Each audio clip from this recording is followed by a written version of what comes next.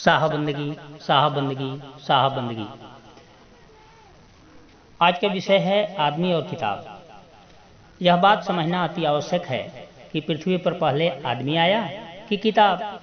तो सबका उत्तर एक ही होगा कि पृथ्वी पर पहले आदमी आया और बाद में आदमी के द्वारा अपना विचार लिखा गया, जो किताब बन गया, जिसको आज हम पढ़ते हैं और इतिहास की बातों को जानते हैं।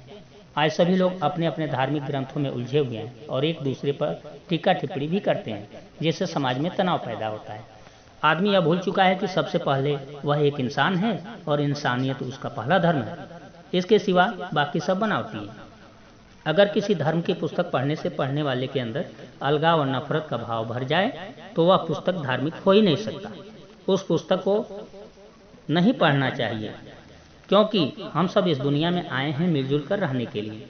अगर कोई इंसान मंदिर या मस्जिद में पूजा इबादत करने नहीं जाता है तो उसे गलत मान लिया जाता है। कोई धार्मिक पुस्तकों में तो ऐसे लोगों को काफिर कहा गया है और उन्हें जबरन उस धर्म को मनवाने की बात लिखी गई है। अगर फिर भी नहीं मानता है तो उसे जान से मारने की बात लिखी गई है। कुछ इंसान किताब में लिखी हुई इन तुच्छ बातों को पढ़कर समाज में वैसा गलत व्यवहार भी करते हैं और उसी को धर्म मान बैठते हैं। असली धर्म तो वह है जो प्रारंभ से लगातार चला आ रहा है और आगे भी रहेगा, जिसका नाम है इंसानियत। इंसानियत धर्म तो पूरे संसार के प्राणियों को समान समझता है और सब पर दया और रहम की बात करता है।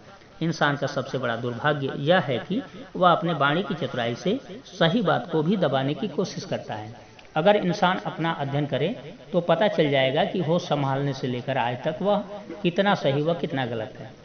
आजकल पढ़े लिखे इंसान भी इतने मूर्ख हैं कि अपने अपने धर्म ग्रंथ को पढ़कर खूब बखान करते हैं और पीठ पीछे चोरी करते हैं, झूठ बोलते हैं, बेईमानी करते हैं और पांव के नीचे ईंट रखकर अपने को बड़ा दिखाने की कोशिश करते हैं। आप सत्य को दबा सकते हैं, समाप्त नहीं कर सकते, क्योंकि जिस दिन सत्य समाप्त होगा तो इस दुनिया का अस्तित्व ही समाप्त हो जाएगा। किताबों में लिखा है कि सब पर दया और रहम करो। आप अपने दिल पर हाथ रखकर पूछिए कि आप कितना दया और रहम करते हैं। जो करना है उसको करते नहीं, जो नहीं करना है उसी को करते हो। कबीरदास जी ने इन्हीं आडंबरों को घोर खंडन किया है। जो इनकी सत्य बातों को समझे वे लोग इनका आदर करते हैं, जो नहीं समझे इनको अपना विरोधी मानते हैं। बहुत लोग ऐसे हैं जो धार्मिक पुस्तकों के अंदर लिखे दोहे, चौपाई, श्लोक और आयतों को याद कर लेते हैं और उसके मतलब को नहीं जानते।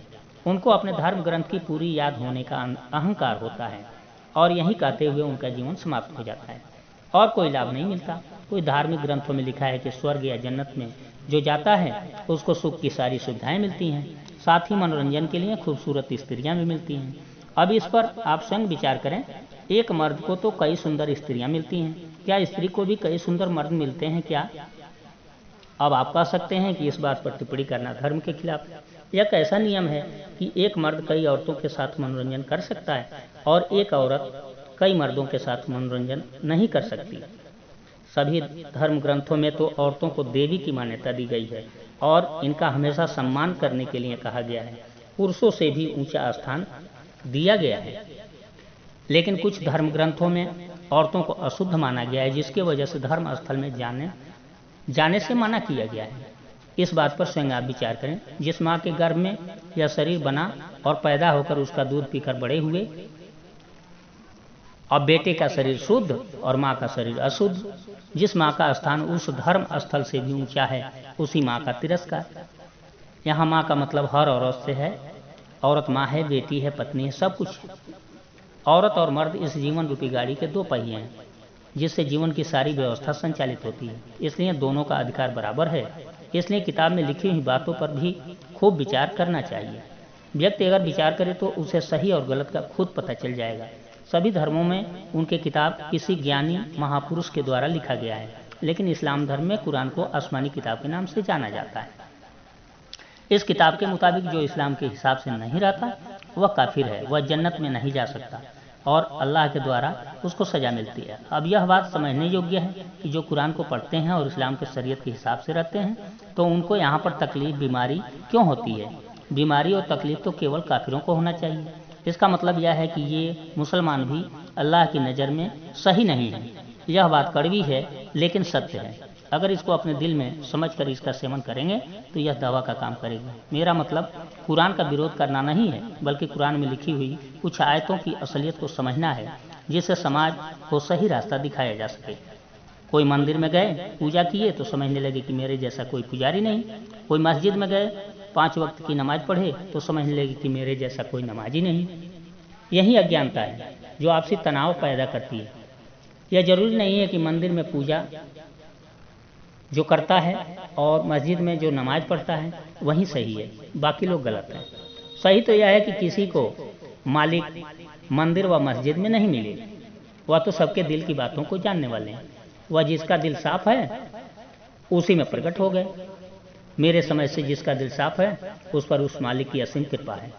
अगर मंदिर व मस्जिद जाकर पूजा इबादत करने से दिल साफ नहीं हुआ तो जाने से कोई फायदा नहीं, वह व्यक्ति और बड़ा गुनहगार है। एक धर्म कहता है अहिंसा परमो धर्म, दूसरा धर्म कहता है हिंसा परमो धर्म। यह बातें किताब में लिखी हुई हैं। अब आप हिंदू और मुसलमान के दायरे से ऊपर उठकर एक इंसान की सही समय से निर्णय लेकर बताइए कि किसी भी बेगुनाह जीव को पीड़ा न पहुंचाना धर्म है कि पीड़ा पहुंचाना धर्म है। ज़्यादातर लोगों का उत्तर होगा कि पीड़ा न पहुंचाना धर्म है, लेकिन कुछ दुष्प्रवृत्ति के लोग इसको मानने को तैयार नहीं होंगे। वह अपने धार्मिक पुस्तकों का हवाला देंगे। इनकी समझ देखिए, एक काली जी के सामने बकरा काटता है तो उसको बलिदान करता है, दूसरा अल्लाह का नाम लेकर बकरा काटता है तो उसे कुर्बानी करता है। एक बकरे को झटके से काटता है तो दूसरा पटक कर गला रेत कर काटता है, जिसको हलाल अर्थात जायज करता है।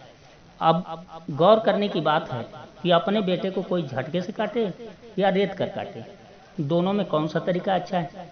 इस बात पर दोनों की बोलती बंद हो जाएगी, क्योंकि वह जानता है कि दोनों तरह से मेरे बेटे की जान चली जाएगी। यहाँ उसकी बुद्धि ठीक काम करती है, लेकिन बकरे के लिए वह नासमझ बन गया है।